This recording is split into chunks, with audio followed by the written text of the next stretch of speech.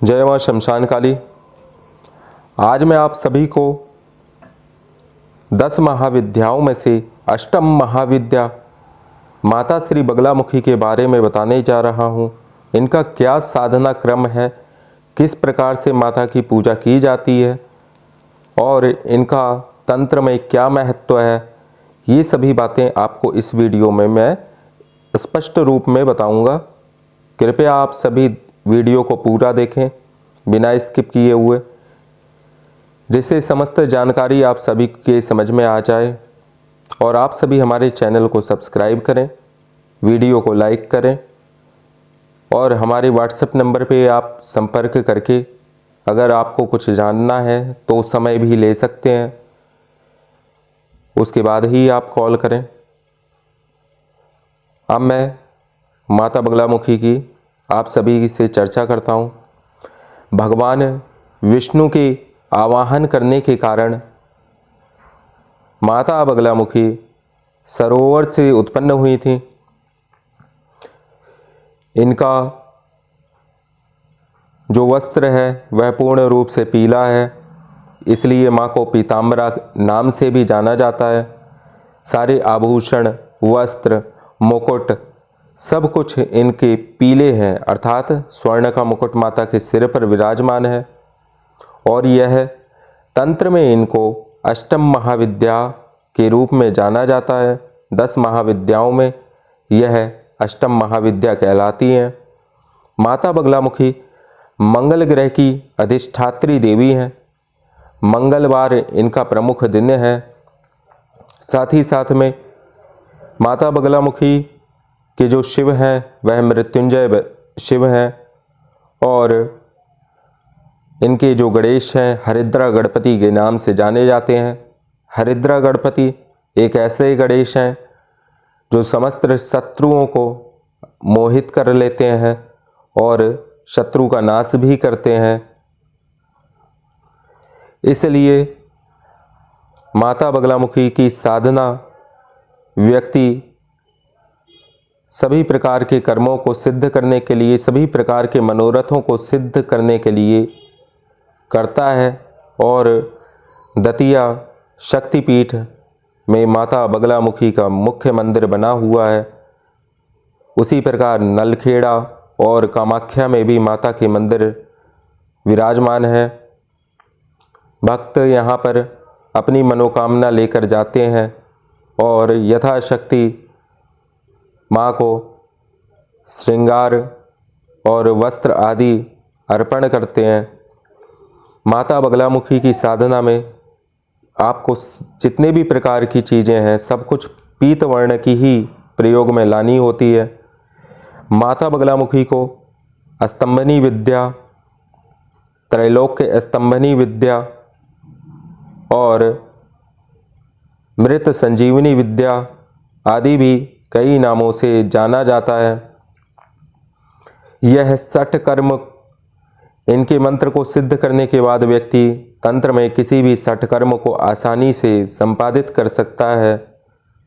यह बहुत ही प्रबल स्तंभन की शक्ति है। स्तंभन का अर्थ होता है रोक देना, अर्थात किसी की गति, मति, बुद्धि, धन आदि किसी भी चीज को शत्रु की स्तंभित कर देना, ये माता बगलामुखी का मुख्य कार्य है। शत्रु दल की समस्त सेना का नाश कर देना। माता बगलामुखी जिसको सिद्ध होती है वह व्यक्ति पवन को भी स्थिर कर सकता है।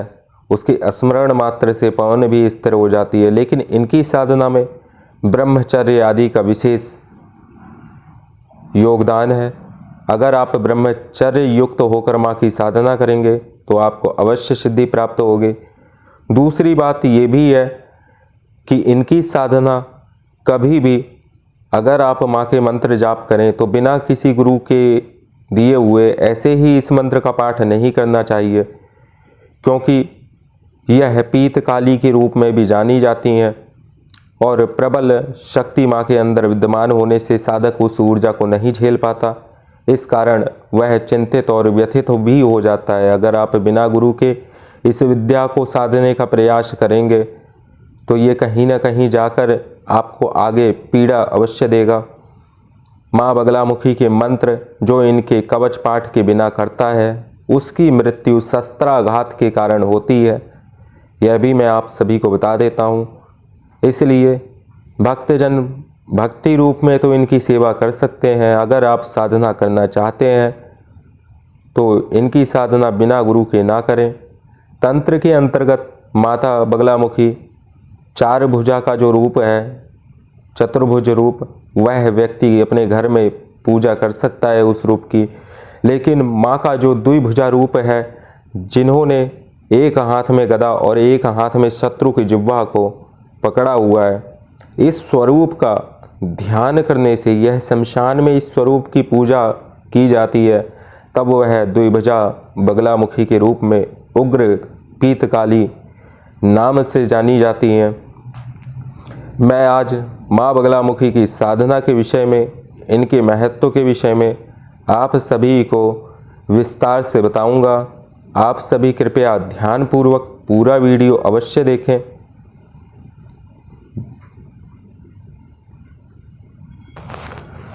माता बगलामुखी को शक्ति संप्रदाय के अंतर्गत तंत्र ग्रंथों में 10 महाविद्याओं की उपासना का करने के लिए इनको अष्टम रूप में माना जाता है। माता बगलामुखी के जो मंत्र हैं वह स्वयं सिद्ध होते हैं, लेकिन इसमें भी 10 प्रकार के कीलक हैं, इसलिए इस मंत्र को जानना अत्यंत आवश्यक है।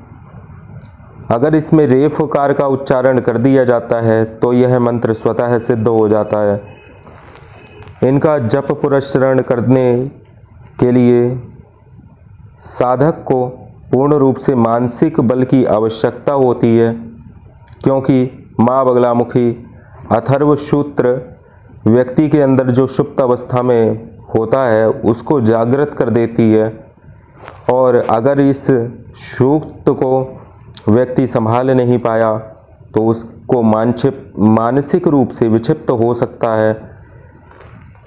बगलामुखी महाविद्या को तंत्र शास्त्र में षटकर्माधार विद्या, ब्रह्मास्त्र विद्या, मंत्र संजीवनी विद्या, प्राणी प्रज्ञापहारिणी, त्रैलोक्य स्तंभनी विद्या आदि कई नामों से अभिहित किया गया है। माता बगलामुखी साधक के संपूर्ण मनोरथों को पूर्ण करती हैं। जो व्यक्ति माँ बगलामुखी की पूजा उपासना करता है उसका अहित या अनिष्ट चाहने वाले व्यक्ति स्वतः ही समन हो जाता है उन व्यक्तियों का।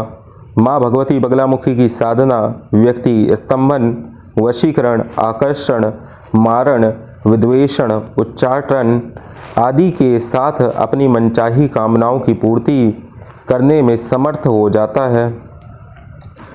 मंत्र महार्णव दुर्लभ ग्रंथ में यहाँ तक लिखा हुआ है, ब्रह्मास्त्रम च प्रवक्ष्यामि सदयः प्रत्यय कारणम यस्य स्मरण मात्रेण पवनो अपि स्थरायते। अर्थात बगलामुखी मंत्र को सिद्ध करने के बाद मात्र स्मरण से ही प्रचंड पवन भी स्थिर हो जाती है, वायु का वेग रुक जाता है। भगवती बगलामुखी को पीताम्बरा नाम से भी जाना जाता है, इसलिए इनकी साधना में पीत वस्त्रों का प्रयोग, पीत फूल, पीत रंग की मिठाइयाँ और पीले ही आसन का महत्व होता है। किंतु साधक के मन में यह प्रश्न उठता है कि इस सर्वाधिक प्रचंड महाविद्या भगवती बगलामुखी का विशेषण पीताम्बरा क्यों? वह इसलिए कि यह पीताम्बर पटधारी भगवान श्रीमन नारायण की अमोघ शक्ति एवं उनकी शक्तिमयी सहचरी हैं। सांख्यायन तंत्र के अनुसार बगलामुखी को सिद्ध विद्या कहा गया है। इसी तंत्र के अनुसार कलौ जागर्ति पीताम्बरा अर्थात कलयुग के तमाम कष्टों संकटों के निराकरण में भगवती पीताम्बरा की साधना उत्तम मानी गई है। अतः आदि व्याधि से त्रस्त मानव माँ पीताम्बरा की साधना कर अत्यंत उत्पादक अलौकिक सिद्धियों को अर्जित कर अपनी समस्त अभिलाषाओं को पूर्ण कर सकता है। तंत्र में वहीं स्तंभन शक्ति बगलामुखी के नाम से जानी जाती हैं, जिसे ब्रह्मास्त्र विद्या के नाम से भी जाना जाता है। इस लोक और परलोक, देश अथवा समाज में अरिष्टों के दमन और शत्रुओं के समन में माँ बगलामुखी के मंत्र के समान कोई मंत्र फलदायी नहीं है। चिरकाल से साधक इन्हीं महादेवी का आश्रय लेते आ रहे हैं। इनके बड़वामुखी, जात वेदमुखी, उल्कामुखी, ज्वालामुखी तथा बृहद भानुमुखी 5 मंत्र भेद हैं। कुंडिका तंत्र में बगलामुखी के जप के विधान पर विशेष प्रकाश डाला गया है। मुंडमाला तंत्र में तो यहाँ तक कहा गया है कि इनकी सिद्धि के लिए नक्षत्र आदि विचार काल शोधन की भी आवश्यकता नहीं है। बगला महाविद्या ऊर्ध्व आमनाय के अनुसार ही उपास्य है। इस आमनाय में शक्ति केवल पूज्या मानी जाती है, भोग्या नहीं। इसलिए इसमें ब्रह्मचर्य की अत्यंत आवश्यकता होती है। माता भगवती बगलामुखी महारुद्र की शक्ति हैं। इस शक्ति की आराधना करने से साधक के शत्रुओं का समन तथा कष्टों का निवारण होता है।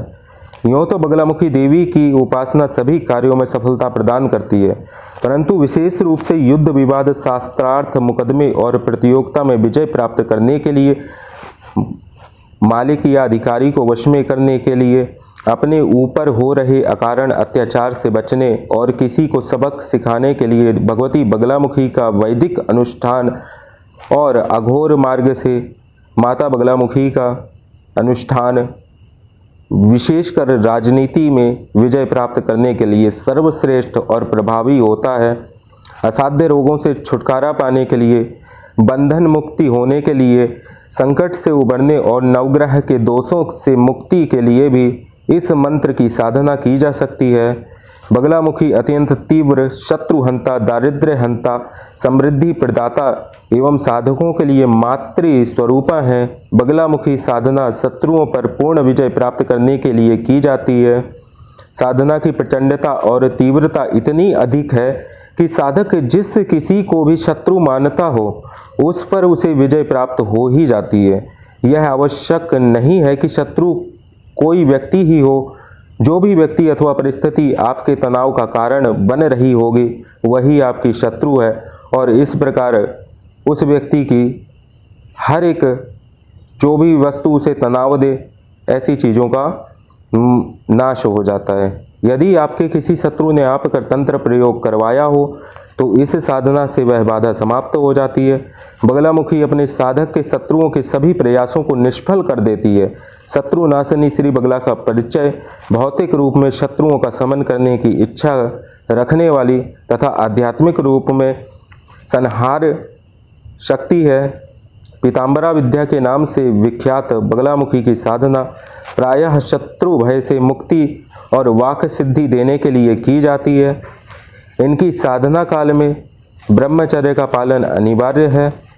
पीले वस्त्र धारण करके ही माँ का पूजन अर्चन करें और भूमि पर शयन करें। आप एक समय दिन में पीला आहार ले सकते हैं, पीले फल खा सकते हैं। पीले रंग की हकीक माला और हल्दी माला से माँ का जप करें। वैसे तो माता बगलामुखी के विषय में जितनी भी चर्चा की जाए उतनी बहुत ही कम है।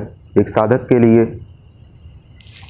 आप सभी अगर नए साधक हैं तो आपको पूर्ण रूप से गुरु के द्वारा जानकारी प्राप्त करनी चाहिए। यहाँ तो ये केवल आप लोगों की जानकारी के लिए मैंने जो भी वर्णन किया है संक्षिप्त रूप में कर दिया है, और बाकी आप जब भी साधना विधान चालू करें उससे पहले आप गुरु आज्ञा अवश्य लें, क्योंकि गुरु की आज्ञा के बगैर कोई साधना सिद्ध नहीं होती है। उनकी कृपा के बगैर कोई साधना सिद्ध नहीं होती है। अब मैं आपको माता बगलामुखी के विषय में, हालांकि हमारे अघोर पंथ में माँ बगलामुखी की साधना शमशान के अंतर्गत की जाती है। हम जो भी अनुष्ठान जप आदि करते हैं माँ का शमशान में ही करते हैं, क्योंकि माँ बगलामुखी शमशान में अग्नि ज्वाला जो पीत वर्ण की होती है उसमें हम माँ बगलामुखी का ध्यान करते हैं और यही ध्यान करते हुए हम उसके जाप के द्वारा व्यक्ति को राजनैतिक रूप से विजयी बनाते हैं और उसके शत्रुओं का मर्दन करते हैं। क्योंकि माँ बगलामुखी शत्रु मर्दिनी है, इसलिए मैं विशेष रूप से राजनीति में विजय प्रदान करने के लिए ही शमशान में माँ भगवती बगलामुखी का अनुष्ठान करता हूँ। जो भी हमसे जुड़े हुए नेता हैं, राजनेता हैं, वो लोग मेरे द्वारा इस हवन को संपन्न कराते हैं। हमने माँ का अनेक प्रकार से अनेक मंत्रों के द्वारा उनको सिद्ध किया हुआ है, जिसके कारण माँ की परम कृपा आज भी गुरु कृपा के कारण मेरे साथ है।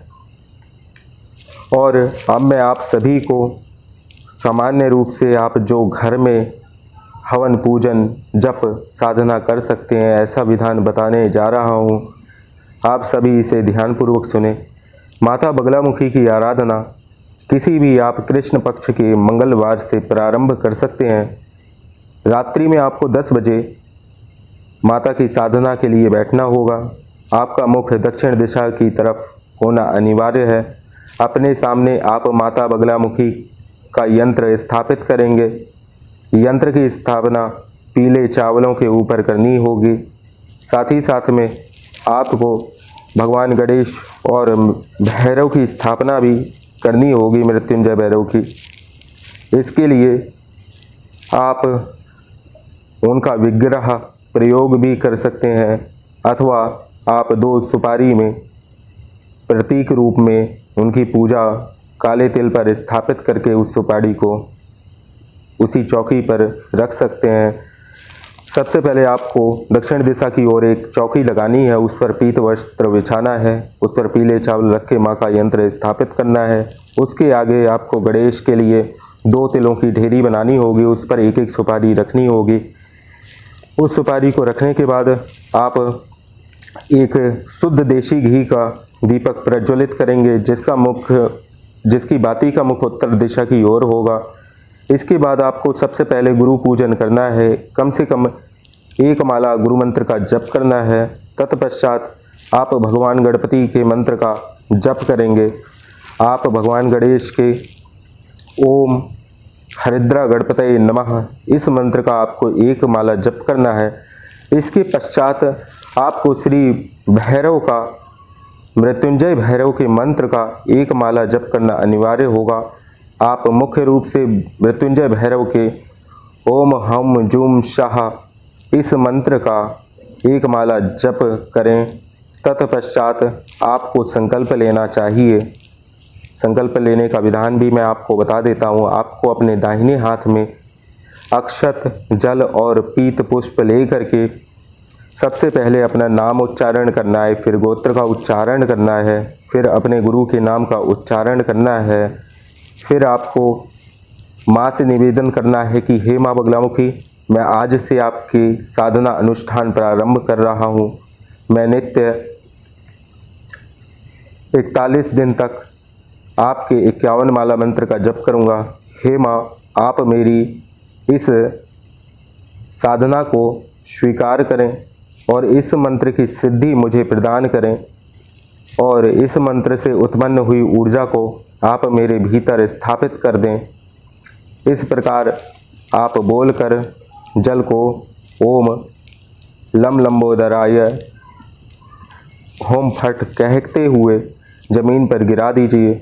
तत्पश्चात आप माता बगलामुखी यंत्र पर पीली हल्दी से, पीले अक्षत से पीली हल्दी उस यंत्र पर लगाएं। पीले अक्षत से मंत्र पढ़ के अक्षत उस यंत्र पर गिराएं।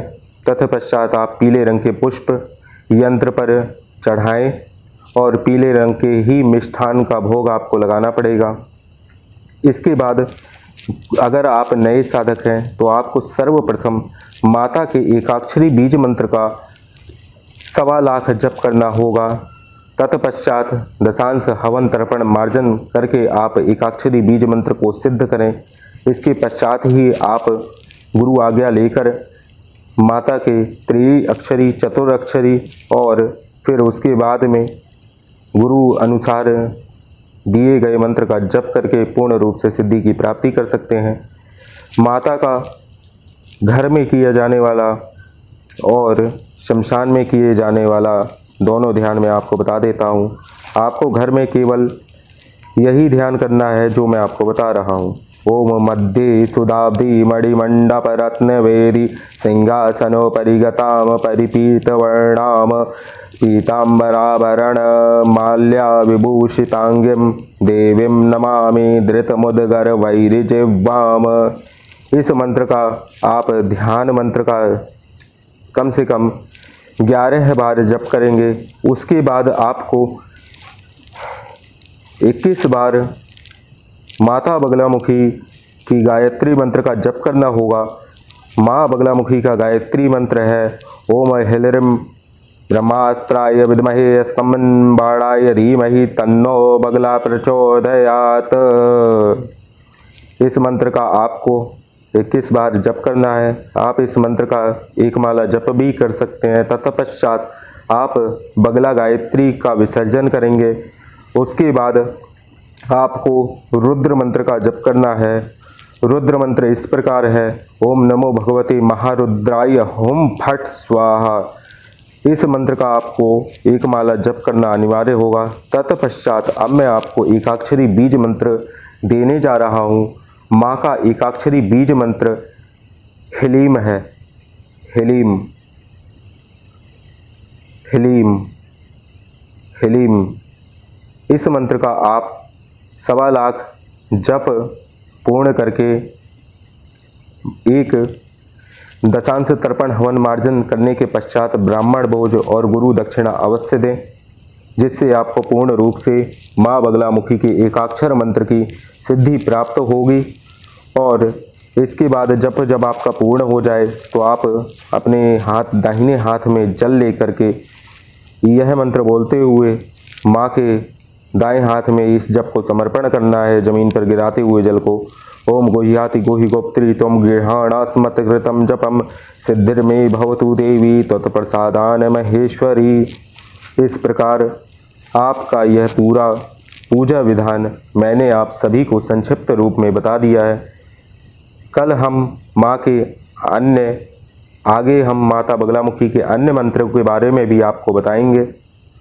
जय माँ शमशान काली, जय माँ बगलामुखी।